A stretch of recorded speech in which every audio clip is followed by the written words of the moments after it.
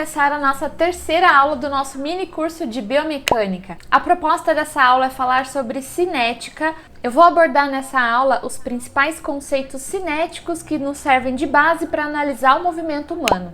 Se você está chegando aqui no canal por meio desse vídeo, eu recomendo fortemente que você volte lá para a aula 1. O link está aqui na descrição. É importante que você comece lá da aula 1, porque essas aulas foram planejadas numa determinada sequência. Na aula 1, eu abordei os principais termos ligados à biomecânica, falei da aplicabilidade, de outros assuntos. Na aula 2, eu falei de conceitos cinemáticos. E essa, que é a aula 3, eu vou falar sobre os conceitos cinéticos. Portanto, vai fazer muito mais sentido se você seguir nessa sequência.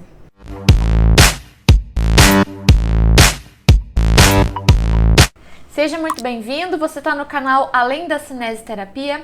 Eu sou a professora Glaucia Gonzaga e aqui é o nosso espaço para falar de exercícios terapêuticos. Então vamos direto ao assunto. O assunto da aula 3 é cinética.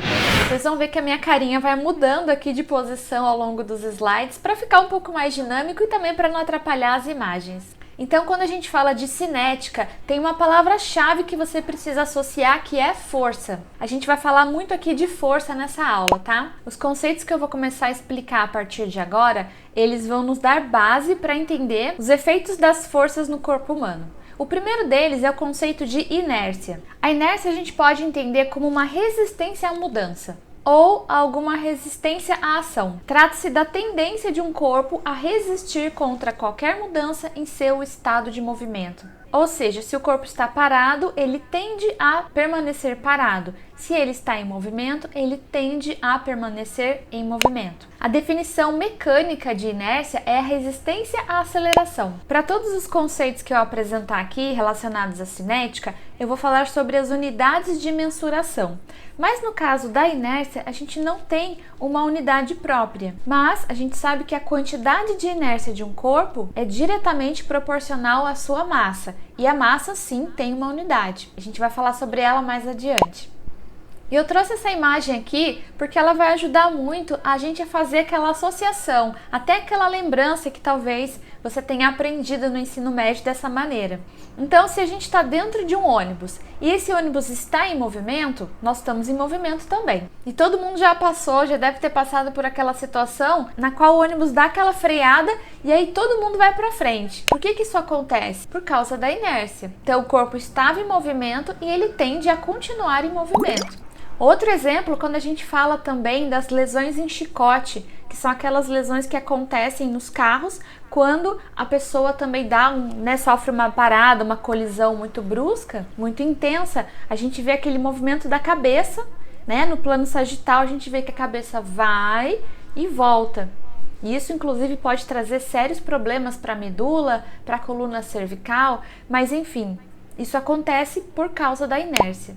E também voltando nesse exemplo do ônibus, a gente percebe que quando o ônibus está parado e ele começa o movimento, isso também é verdadeiro, né? A inércia também está ali, porque a gente agora tem uma tendência a ir para trás. Uma outra informação importante sobre a inércia é que quanto mais maciço for esse corpo, maior vai ser a sua tendência a manter esse estado de movimento. Vai ser mais difícil dele romper esse estado. E aqui então na sequência, falando sobre massa, outro conceito importantíssimo para a gente entender a cinética e as forças do corpo humano. A massa é a quantidade de matéria que compõe um corpo. O símbolo que a gente usa para representar a massa é um M minúsculo e a unidade que a gente usa no sistema métrico é o quilograma, então é o kg minúsculos. E é lógico que se a gente está falando de cinética, eu preciso apresentar aqui a definição de força. A força pode ser definida como um impulso ou uma tração que está agindo sobre um corpo. Cada força vai ter a sua magnitude, a sua direção e o seu ponto de aplicação. Eu coloquei essas duas imagens aqui e não foram à toa, porque quando a gente fala, por exemplo, do TRX, que é um exercício que pode ser feito para fortalecimento muscular, diversas forças estão sendo aplicadas em diferentes direções e dependendo da magnitude, da direção e do ponto de aplicação onde essas forças estão sendo aplicadas, elas vão gerar respostas fisiológicas diferentes também, assim como respostas biomecânicas também diferentes. Existem diversas forças que agem sobre o corpo humano. O próprio peso corporal, a força de atrito, que a gente estuda muito quando a gente fala sobre a biomecânica da marcha e a biomecânica dos calçados. A resistência do ar e a resistência da água também são forças importantes que frequentemente agem sobre o nosso corpo. E a ação de uma força vai acarretar a aceleração da massa de um corpo, o que vai nos levar àquela fórmula clássica que diz que a força é igual a massa vezes a aceleração. Quando a gente fala de força, a unidade de medida é Newton. Então nessa fórmula a gente tem ali a força, que é dada em newtons, que é igual a massa em quilogramas, e a aceleração, que é dada em metros por segundo ao quadrado. Então, para a gente entender como funciona esse sistema de unidades quando a gente fala da fórmula da força. Força é igual a massa vezes a aceleração. No sistema métrico, nós usamos Newton como unidade de força. Em relação à massa, o quilograma. E em relação à aceleração, a unidade utilizada é metros por segundo ao quadrado. E nesse exercício que eu estou mostrando aqui no slide, a gente vê aquele chamado corda naval. A gente pode fazer uma análise biomecânica e, sendo mais específico, uma análise cinética sobre esse movimento, sobre esse exercício, de diversas formas. Uma das possibilidades é comparando a força que o sujeito faz com o braço direito versus o braço esquerdo. Outro tipo de análise cinética que pode ser feita é sobre a quantidade de força, de preensão que ele faz na corda, do início ao final do exercício. E vários outros estudos cinéticos e cinemáticos podem ser feitos também. Dei só alguns exemplos aqui para mostrar para vocês o quanto esses conceitos que eu estou falando hoje vão nos ajudar a entender os exercícios e os movimentos humanos como um todo. Como a gente viu, existem diversas forças que estão agindo sobre o corpo humano durante nossas atividades. Existem forças que vão facilitar os movimentos, existem forças que vão se opor aos movimentos, existem forças que vão dar suporte ao movimento. Então, quando a gente faz um esboço de todas essas forças que estão interagindo, que estão influenciando determinado corpo, a gente chama isso de diagrama de corpo livre. O diagrama não é nada mais do que isso. É uma forma da gente representar, da gente simbolizar as forças que estão agindo sobre determinado corpo. Vamos começar pelo mais simples e por isso eu coloquei essa imagem aqui de um livro sobre uma mesa. Bom, esse livro está sobre a mesa, então ele está sob a ação da força da gravidade, certo? A força da gravidade puxa para baixo. Então essa setinha que está para baixo simboliza essa força. No entanto, a gente tem uma força normal de reação, que acontece na mesma intensidade, porém em sentido oposto. E como essas forças são iguais, a gente tem ali como resultado final o livro permanecer parado. Quando a gente faz esse cálculo, essa análise desses vetores, a gente vai ter como resultado a força efetiva, que é a soma dos vetores de todas as forças que estão presentes, que estão agindo sobre aquele corpo. A gente poderia complicar um pouco essa história se tivesse alguém empurrando esse livro sobre a mesa. Aí nós teríamos força de atrito, mas eu não vou colocar isso agora. É só para a gente entender, para a gente visualizar como funciona e o que é o diagrama de corpo livre. Não é para a gente ficar assustado com essas setas, com essas representações. Elas estão ali para nos ajudar a entender esse processo. Olha só aqui uma outra ilustração, um outro exemplo de um diagrama de corpo livre. Essa figurinha a gente vê muito nos exercícios de física. Então a gente tem uma pessoa, um sujeito que está puxando uma caixa por uma corda e essa caixa está no chão. Então vamos lá. Quais são as forças que estão atuando sobre esse sistema? A gente tem a força de tração, né? Porque ele está puxando essa corda, então esse Ft é a força de tração. Porém, nós temos uma força que está se opondo a essa, que é a força de atrito. Essa força vai brigar com essa força de tração. E também nós temos a força da gravidade, a força peso, que é direcionada para baixo, e a força normal, direcionada para cima. Se a gente for calcular mesmo essa força efetiva, a gente tem que considerar, num sistema como esse, que existe um ângulo onde o rapaz está fazendo a tração. Mas não é o objetivo desse vídeo, desse curso, ensinar você a fazer cálculos desse tipo. Se esse local onde ele está fazendo esse transporte é ao ar livre, se tem muito vento, se esse vento está contra ele, essa força pode ser mensurada nesse sistema também. Então, quando a gente fala de atletas, né, de rendimento esportivo, com aquelas situações nas quais 0,1 ali, milissegundos pode tornar aquele indivíduo campeão, é extremamente importante entender todas as forças que estão agindo sobre esse sujeito para que a gente possa minimizar essas forças que agem contrariamente. Quando a gente fala, por exemplo, de atletas da natação, existe todo um estudo muito avançado em relação a roupas que vão diminuir o atrito desse sujeito quando ele está em contato com a água.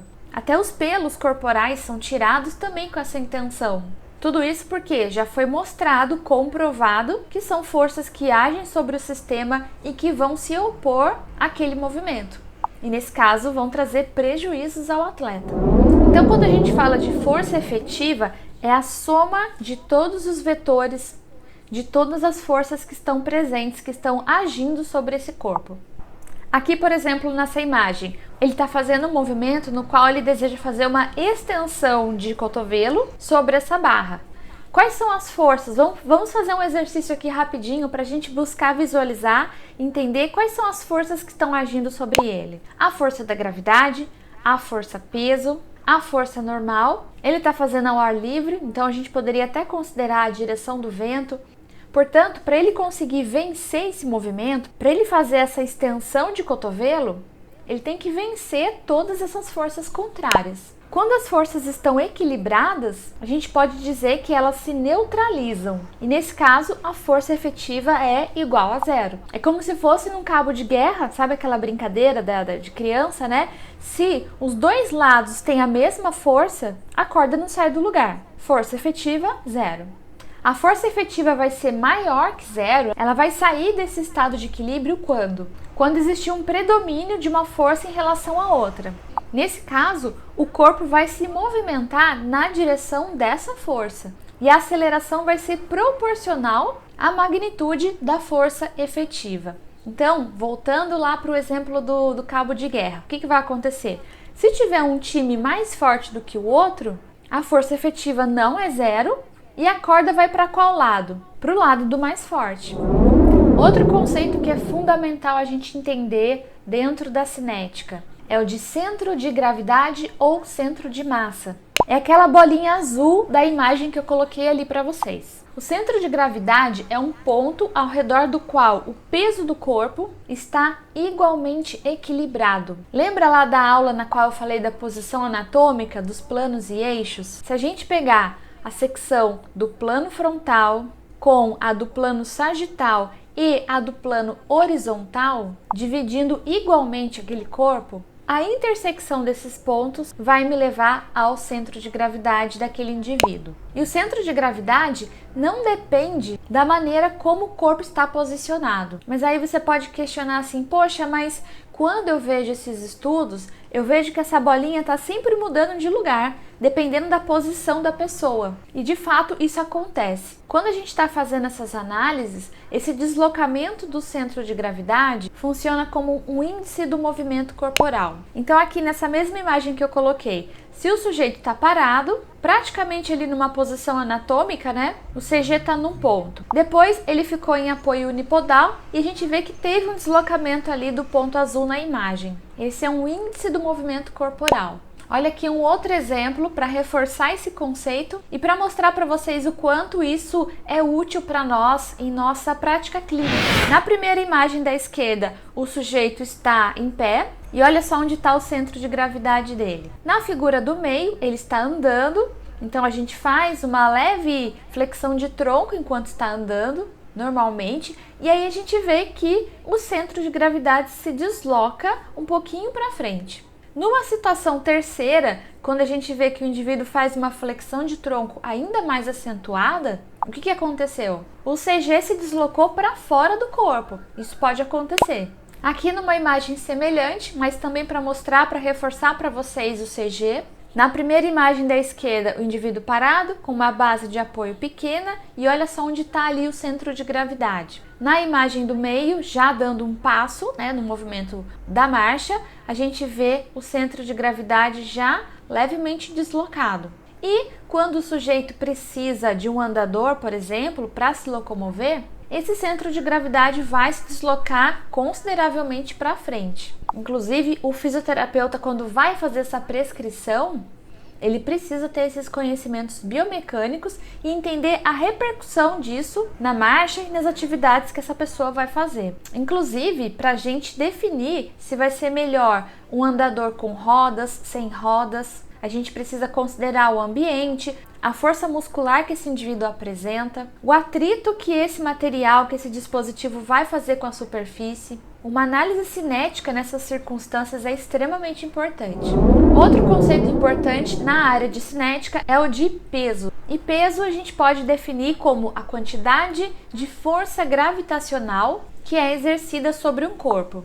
Eu até coloquei uma balança aqui, porque quando a gente fala eu vou me pesar, e aí a gente vai lá e se posiciona sobre a balança, na verdade a gente está verificando a nossa massa corporal, que é dada em quilogramas. O cálculo do peso efetivamente se dá quando a gente multiplica essa massa pela aceleração da gravidade, que aqui na Terra é de 9,81 metros por segundo ao quadrado. Em muitos estudos e muitos livros de física, a gente faz esse arredondamento para 10. Então, por exemplo, uma pessoa que tem uma massa de 80 quilogramas, o seu peso é 80 vezes 10, que é igual a 800 newtons. Eu acho que é por isso que a gente não fala peso, é melhor falar massa, né? Porque é um número menor, não impacta tanto o nosso psicológico. Então, o peso considera também a força da gravidade, tá? Vocês podem ver em alguns livros, em alguns materiais, que eles podem substituir esse A da fórmula pelo G, mas que significa a mesma coisa, aceleração da gravidade. E a pressão? O que significa pressão? É a força distribuída numa determinada área. A gente pode representar a pressão, então, numericamente dessa maneira. Pressão é igual a força dividida pela área. A força, como eu já falei, é dada em newtons e a área em centímetros quadrados. Portanto, a pressão é dada em newtons por centímetro quadrado. Ou também por pascal, sendo que 1 pascal é igual a 1 newton por metro quadrado. E o que tem a ver um sapato com salto aqui, né, para falar de pressão? Foi só para chamar atenção? Não. Olha como a biomecânica está em tudo na nossa vida, até no calçado que a gente usa. Quando a gente usa um sapato como esse, o que está acontecendo com os nossos pés? Bom, você está reduzindo a área de apoio, a área de contato com o solo. Nós temos uma força agindo sobre esse pé, que é basicamente a força peso, e ela está dividida, ela está distribuída numa determinada área. Quando a gente usa o sapato com salto, a gente reduz consideravelmente essa área de contato. Mais ou menos ali 2/3 perdem o contato e apenas 1/3 do pé, da área do pé, fica em contato com o solo. Se a força peso é a mesma e a área diminui, o que vai acontecer com a pressão? Vai aumentar. Por isso que, quando a gente usa salto alto, é muito mais comum nós termos calosidades, lesões, desconfortos no pé, porque a pressão que incide ali sobre aquela pequena areazinha do antepé é muito maior se comparada à condição na qual nós estamos com o pé totalmente em contato com o solo. Isso, inclusive, foi um dos assuntos que eu abordei no meu mestrado, que foi também na área de biomecânica. Mas, enfim, é uma área muito interessante e que a gente vê diversas aplicações. Aí você pode perguntar, mas Glauci, só as pessoas que usam salto alto têm esse aumento da pressão sobre os pés? E a resposta é não. Olha só aqui um outro exemplo. Então tem 3 situações. Na primeira, à esquerda, o indivíduo com o pé normal em relação à curvatura do arco longitudinal medial. Então quando esse arco está preservado em condições normais, essa é a impressão plantar que a gente tem. Ou seja, se você pintar a sola do pé e fizer um carimbo com ela, é essa a área de contato que nós temos normalmente. E claro, considerando também a área dos dedos. Na imagem do meio, o que a gente está vendo? Um pé chato, né? Um termo popular para pé plano. O indivíduo com pé plano, ele tem uma diminuição do arco longitudinal medial. A gente fala que ele desaba. O que está acontecendo nessa situação? A área de contato com o solo aumenta, então a pressão diminui. E na terceira situação, na qual o sujeito tem o pé cavo, a gente tem um aumento dessa curvatura que vai resultar numa área de contato com o solo menor. Portanto, essas áreas sofrem uma pressão relativamente maior. Esse é um dos motivos que justifica a gente precisar tratar essas alterações posturais em alguns casos. Ah, mas é só na área de ortopedia que a gente vai usar a biomecânica? Não, eu já falei sobre isso com vocês lá na primeira aula. E aqui está um exemplo prático. Aqui a gente tem 3 vasos sanguíneos seccionados. A gente vai considerar o primeiro como normal, tá? A referência, o da esquerda. No do meio aconteceu um processo chamado vasoconstrição, no qual a gente tem uma diminuição do diâmetro desse vaso sanguíneo. E no terceiro, que está aqui abaixo, é um processo no qual aconteceu a vasodilatação. O que isso tem a ver com a pressão? Bom, vamos imaginar que o sangue está passando dentro desses vasos sanguíneos. Quando esse calibre do vaso diminui, o que vai acontecer com esse sangue que está passando ali? A força é a mesma, no entanto, a área é menor. Consequentemente, a pressão vai aumentar. Então, aí a gente tem um caso de aumento da pressão arterial. Nessa situação aqui, o que está acontecendo? Uma vasodilatação. A área aumenta, consequentemente, a pressão diminui. E é por isso que nós temos alguns medicamentos para quem tem pressão alta que agem como vasodilatadores. Porque promovendo essa dilatação do vaso sanguíneo, aumenta-se essa área e, consequentemente, diminui a pressão para o sangue passar naquela região. Outra situação na qual esse conceito é importantíssimo.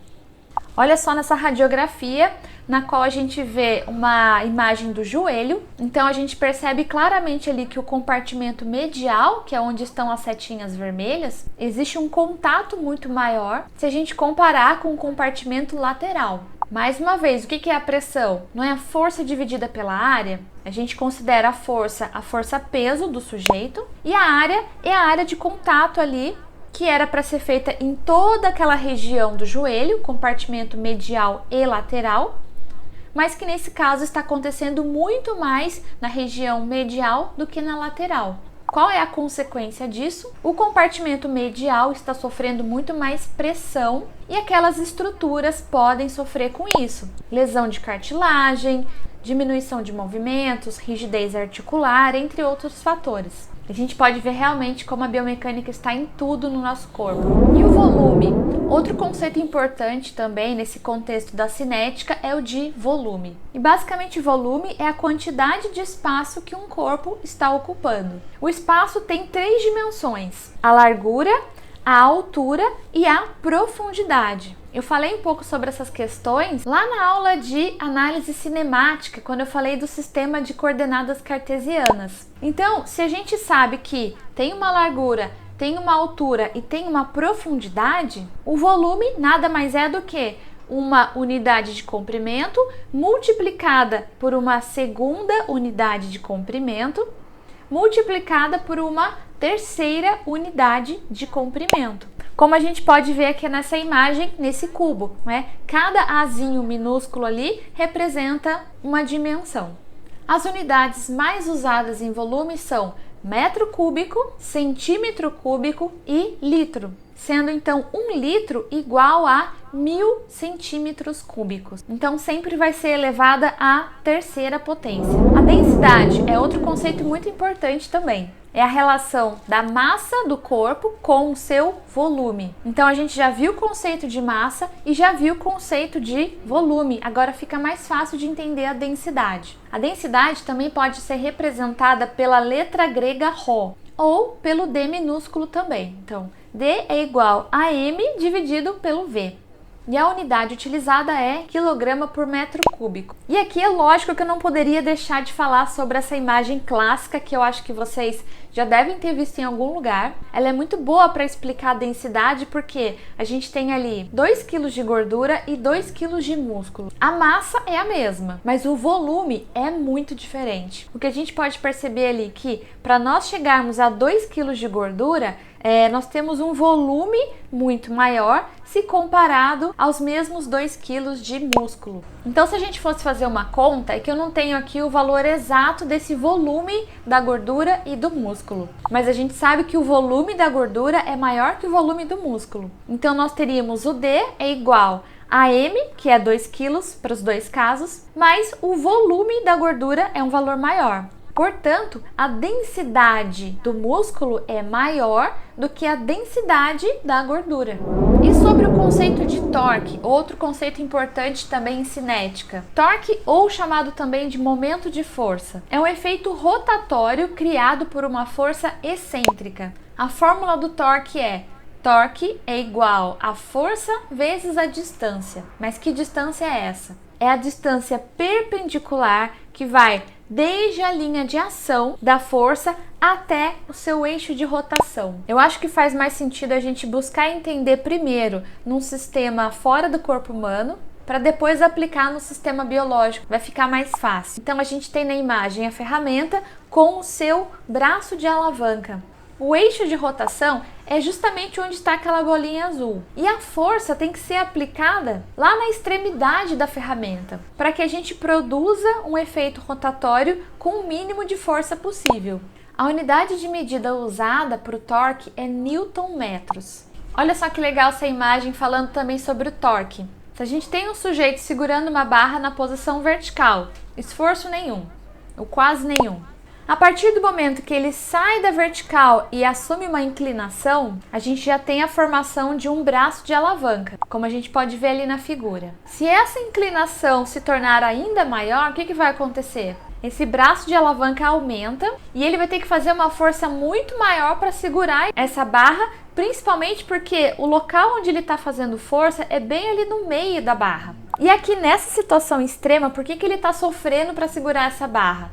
Porque houve um aumento considerável desse braço de alavanca e o ponto de apoio está ali bem próximo do eixo. Ele teria muito menos dificuldade em fazer esse deslocamento se ele estivesse na ponta ali em cima, fazendo essa força. E aí, pensando nos exercícios terapêuticos, num treino de força, por exemplo, eu não quero que vocês se preocupem com esses números, com essas anotações que tem na imagem. Vamos pensar mais no movimento de uma forma mais pura. Na imagem da esquerda, o sujeito está sentado fazendo uma força para fazer extensão de joelho. Poderia ser aquela cadeira extensora da academia de musculação, por exemplo. Então a gente tem um movimento rotatório acontecendo, cuja força necessária para fazer essa extensão vai depender muito do local onde essa carga está sendo aplicada. Nós teremos torques diferentes de acordo com o ponto de aplicação dessa força, porque mudando o ponto de aplicação dessa força, nós vamos mudar o quê? O valor do D lá na fórmula. Consequentemente, o torque vai se alterar também.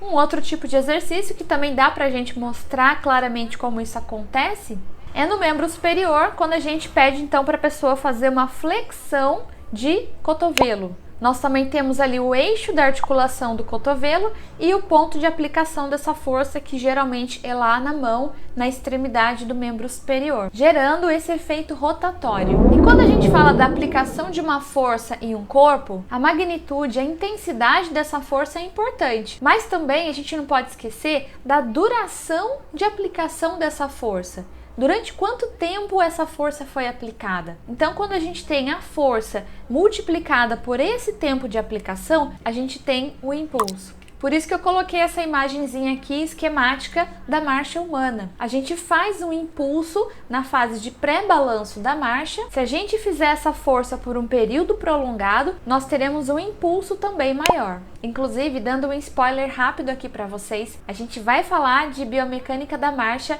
no nosso curso aqui também, que eu estou disponibilizando para vocês. Aguardem! Bom, nós temos então diversas cargas mecânicas que estão agindo sobre o corpo humano. Nossos ossos, nossos músculos, tendões, cartilagens, ligamentos, todos os nossos tecidos corporais estão sofrendo cargas. E essas cargas podem ser benéficas, dependendo da sua intensidade, dependendo das circunstâncias. Algumas outras podem ser capazes de gerar lesões.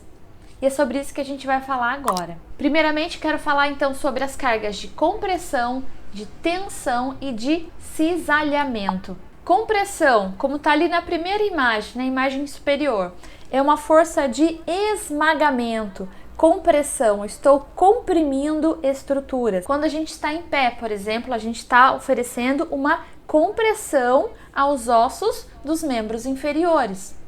A tíbia, por exemplo, está sofrendo uma compressão vinda do fêmur. As vértebras cervicais sofrem compressão da cabeça. O contrário de compressão é tensão. Uma força tensiva é uma força de tração. Como a gente vê aqui na imagem, na tração a gente está buscando o afastamento dessas estruturas. Quando a gente contrai um músculo, ele realiza uma tensão nos ossos aos quais ele está ligado. Onde está ali a sua origem e a sua inserção, a cada contração que ele realiza, ele transmite essa tensão aos respectivos ossos. E por fim, o cisalhamento, que é uma força de deslizamento. Uma força de cisalhamento pode produzir deslizamento ou um deslocamento entre as superfícies. Então, só para reforçar, fiquei pequenininha aqui só para reforçar esses 3 conceitos com vocês.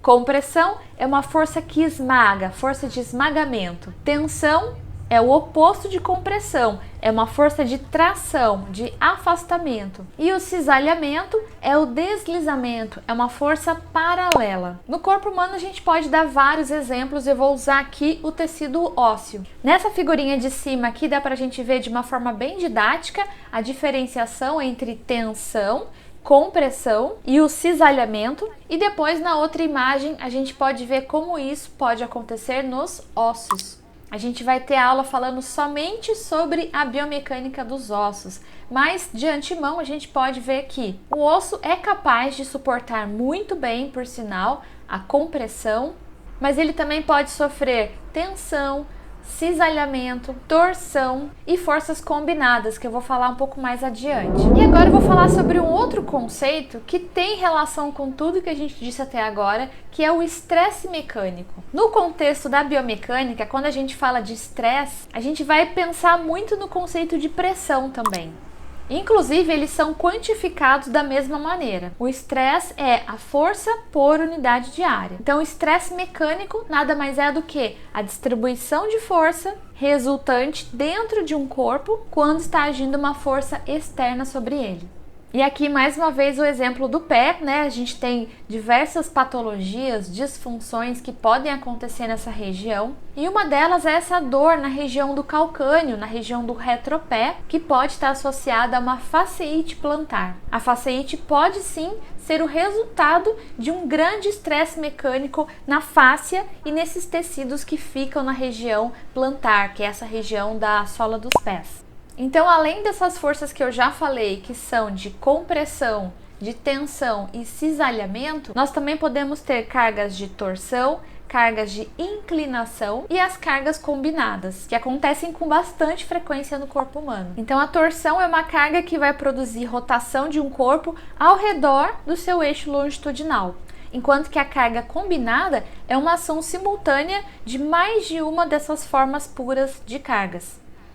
E essas cargas podem gerar diversos efeitos no corpo humano, alguns positivos e outros nem tanto. Quando a gente fala de fratura, por exemplo, é uma carga que foi aplicada numa dose muito alta que gerou a quebra, né, a perda de continuidade do tecido ósseo.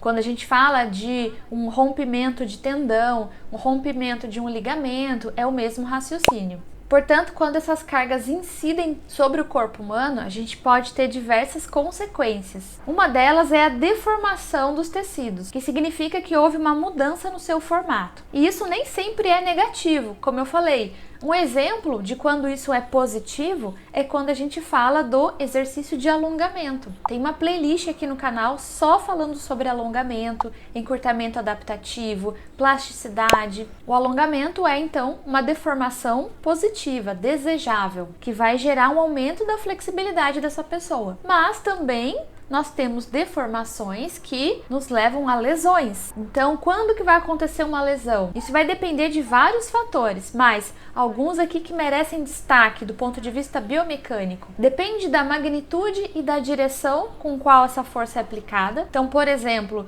o nosso osso suporta muito bem as forças compressivas, mas não suporta tanto assim, na mesma proporção, as forças em deslizamento. Mas não suporta tão bem as forças de cisalhamento. Outro fator também que interfere é a área sobre a qual essa força se distribui. Lembra lá do conceito de pressão, né? Que é a força dividido pela área. Uma pressão muito grande também pode resultar em lesão.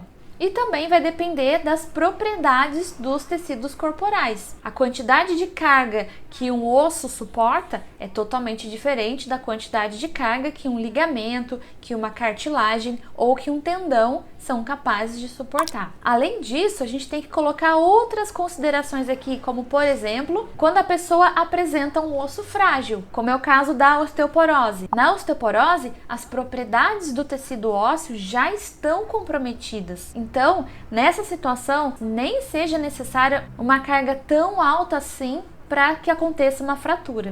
Então, aqui eu tenho duas situações distintas, tá? Na primeira, a gente tem um indivíduo que fez um movimento que impôs uma carga muito alta aos tecidos, um único evento, uma única pancada com uma carga muito alta. Nessas circunstâncias, a gente fala que aconteceu um macrotrauma. Um único evento com uma carga muito intensa foi suficiente para promover uma lesão. Já numa segunda situação, numa outra situação diferente, a gente tem indivíduos que não dão uma única pancada, mas eles dão várias pancadinhas de leve. Então nós temos não um, mas vários eventos acontecendo numa carga relativamente baixa, não tão alta quanto esse do anterior. Nessa situação acontece o que a gente chama de microtrauma. Por isso que eu coloquei essa imagem do indivíduo corredor, porque o corredor de longa distância, principalmente, ele vai colocar uma carga por um período prolongado numa intensidade mais baixa. A gente pode ter nessa situação as chamadas fraturas por estresse. Você vai perceber no exame de imagem que tem pequenas fissuras nesse osso. Enquanto que no macrotrauma, né, é aquele indivíduo que fez um único salto, um único evento foi o responsável por promover a lesão. Porque foi apenas um, mas foi numa intensidade muito maior do que aqueles tecidos suportam. E para a gente entender melhor todo esse processo, a gente tem a curva de carga versus deformação. Então, quando uma estrutura é submetida a uma determinada carga, ela sofre uma deformação ou ela muda de formato. No comecinho do gráfico, a gente vê que ocorre um comportamento elástico que pode evoluir para um comportamento plástico. Um exemplo bem prático, bem didático, é se você pegar um elástico de cabelo, por exemplo. Aqui, achei o meu. Um elástico de cabelo, se você realizar uma tensão dentro do que ele é capaz de suportar, quando eu tiro essa tensão, o que aconteceu? Ele retornou ao estado original sem mudar as suas características. Ou seja, ele sofreu uma deformação temporária. Agora, se eu pego um saquinho de supermercado, daqueles bem simplesinhos, né? E começo a puxar, o que vai acontecer? Você vai ver que numa determinada hora, ele vai ficando ondulado. E mesmo que eu pare de realizar essa tensão, ele não vai mais voltar no seu estado original. Então a gente diz nesse caso que aconteceu uma deformação plástica, uma deformação permanente. Agora, se eu continuar mesmo assim a aplicar tensão, o que a gente vai observar? Que vai chegar num ponto em que esse tecido vai se romper. Esse saquinho vai se rasgar de uma vez por todas e não volta mais. Então a gente entra no ponto de fratura, né, de falha, onde houve a interrupção daquele tecido ou daquele material. Então o que a gente precisa gravar quando a gente fala da curva carga e deformação relacionada aos tecidos biológicos? Quando essa estrutura é submetida a uma carga, ela vai sofrer uma deformação. E essa deformação vai ser temporária quando ela estiver dentro daquela faixa de região elástica, de comportamento elástico. No entanto, se essa deformação for de características permanentes, ou seja, mesmo depois que essa carga for removida, ela não tem mais a capacidade de voltar àquele seu estágio original anterior, então a gente fala que houve uma deformação plástica. Ela atingiu aquela segunda fase do gráfico que eu mostrei para vocês. E ainda assim, nós podemos avançar mais nesse processo. Vou voltar aqui para a gente ver melhor. Então, só para a gente se lembrar, se essa carga for colocada numa intensidade maior, o que a gente vai notar? A chegada ali no ponto E que a gente tem demonstrado nesse gráfico. O ponto E é o ponto de fratura, é aquele no qual ocorreu a falha, a destruição, a interrupção daquele tecido. E aí, em termos práticos, a gente pode imaginar que nessa situação aconteceu uma ruptura ligamentar ou uma ruptura de uma fáscia, ruptura de um músculo ou uma ruptura óssea que a gente chama de fratura. Infelizmente, a gente tem vários exemplos disso no esporte, no futebol, no atletismo, no vôlei, né? Enfim, a gente poderia dar vários exemplos aqui de vários atletas que sofreram lesões, assim como também nos não atletas, né? É que esses casos acabam se tornando mais conhecidos, então mais pessoas têm conhecimento sobre ele. Mas eu confesso que uma das lesões que mais me chamou a atenção, que mais me impactaram, foi essa daqui, na qual o Anderson Silva sofreu uma fratura de tíbia e fíbula. Então, nesse caso, a gente classifica como um macrotrauma, porque foi um único golpe, né, um único evento responsável por causar a lesão, que foi aplicado numa alta intensidade, que acabou resultando nessa lesão bem grave. Ainda falando sobre lesões no esporte, a gente também tem muitos casos de concussão cerebral, que são causadas por pancadas, né, impactos na cabeça, que acontecem muito em esportes como o futebol, o boxe, entre outros. Nesses casos de concussões, podem acontecer microtraumas, mas que por serem muito repetitivos, acabam levando a consequências também, mas nem sempre imediatamente após a lesão.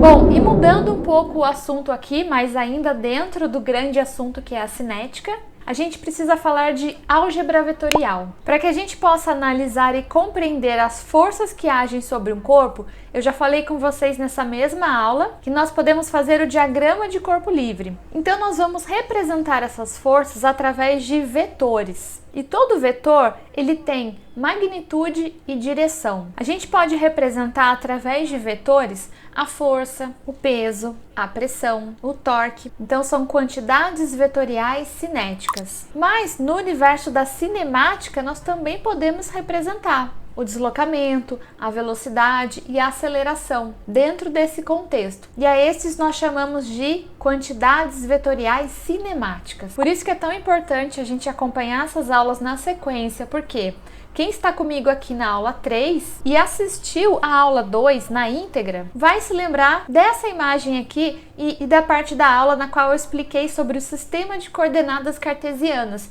bidimensional e tridimensional. Esse, no caso, é bidimensional. E nós podemos fazer a soma de vetores através de um processo que vai definir, que vai determinar um único vetor a partir de dois ou mais vetores que fazem parte daquele sistema. Então, quando nós falamos de vetor resultante, nada mais é do que aquele vetor que é o resultado, que é a soma de uma composição de dois ou mais vetores, como esse que a gente vê aqui na imagem. Então, a gente tem um vetor numa localização 1, 5, ou seja, no eixo X ele está no 1 e no Y ele está no 5. E um outro vetor ali embaixo, 4,2, ou seja, nas coordenadas de X ele está em 4 e nas de Y no 2. E aqui a resultante é a 5,7, que nada mais é do que a soma de 1 e 5 mais 4 e 2. Então, essa seta maior que pode ser vista aqui é o chamado vetor resultante. Então, como a gente faz essa composição vetorial? Calma que é simples. Essa imagem do livro da Susan Hall, ela explica de uma maneira bem didática também. Então, quando a gente tem vetores que têm a mesma direção, o que vai acontecer? Nós fazemos a soma das suas magnitudes. Como é o exemplo na figura da primeira linha. Perceba que os dois vetores estão na mesma direção. Então, simplesmente se soma. Agora, se os vetores estiverem em direções opostas, a gente vai subtrair as suas magnitudes. Então, por exemplo, não vou nem falar de unidade, vou falar só de números. Se a gente tem um vetor para a direita com uma magnitude 5 e um vetor para a esquerda com magnitude 2, o vetor resultante vai ser para essa direção com magnitude 3. Então não esqueçam, vetores com direções opostas, nós devemos subtrair as magnitudes. E o resultado nós chamamos de vetor resultante. Não importa se foi uma soma ou uma subtração, nós vamos chamar esse resultado final de vetor resultante. Nós chamamos de vetores coplanares aqueles vetores que estão no mesmo plano. Então a gente também tem condições de fazer a soma desses vetores mesmo que eles não estejam orientados na mesma direção, nem em direções opostas. Quando a gente se depara com vetores que estão no mesmo plano, a gente pode adotar um método que é chamado ponta para cauda. Nesse caso, a cauda do segundo vetor é colocada sobre a ponta do primeiro vetor e a seguir a resultante é traçada com sua cauda sobre a cauda do primeiro vetor e a sua ponta sobre a ponta do segundo vetor. Então a gente tem alguns exemplos de aplicação desse método aqui nessa figura. Na primeira linha a gente vê um vetor horizontal sendo somado a um vetor vertical. Usando o método ponta para cauda, olha só o que foi feito. O horizontal foi colado ali, né? Foi conectado ao vertical e a resultante é aquela setinha que está com uma cor mais avermelhada. Na segunda linha, mesmo procedimento, mas numa situação diferente. Um vetor para baixo e o outro na diagonal, no mesmo plano. A cauda de um vetor é colocada sobre a ponta do outro e assim foi possível traçar a resultante. O terceiro exemplo é um pouquinho mais complexo, no qual nós temos 3 vetores no mesmo plano, mas dá para a gente aplicar o mesmo método da mesma maneira. Eles foram conectados, como a gente pode ver ali na imagem, e a resultante foi traçada da mesma maneira. E por último, a último vetor ela explicou de uma maneira mais ilustrada. Então a gente tem a correnteza numa direção, né, uma força numa direção, e o vento numa outra direção, numa outra intensidade. Usando o mesmo método, olha só o que ela fez. Conectaram-se os vetores e ali a gente teve a possibilidade de determinar a resultante da mesma forma. Agora, quem está prestando atenção aqui nessas imagens que estão sendo formadas e quem se lembra lá da matemática do ensino médio, já deve ter reparado que a gente forma ali muitas vezes um triângulo retângulo. Então, se a gente usar os princípios da trigonometria para calcular esses vetores, a gente consegue ter mais precisão nos resultados. O objetivo desse mini curso não é enfatizar os aspectos matemáticos da biomecânica, mas é importante deixar claro aqui que se a gente deseja calcular esses vetores com uma precisão maior, a gente precisa aplicar os princípios de trigonometria. E aí, tudo bem? Parabéns por ter seguido essa aula até aqui. Já que a aula falou tanto de força, né? Eu vou aproveitar e lhe desejar força. Recomendo que você faça uma pausa, descansa um pouquinho, faz um pouco de alongamento, vai fazer uma caminhadinha e depois você volta aqui para continuar assistindo as próximas aulas do nosso mini curso de biomecânica. Não esquece de enviar essa aula para um amigo que cursa fisioterapia ou educação física, mesmo aquele que já é formado, tenho certeza que vai ser muito útil. Te espero na próxima aula.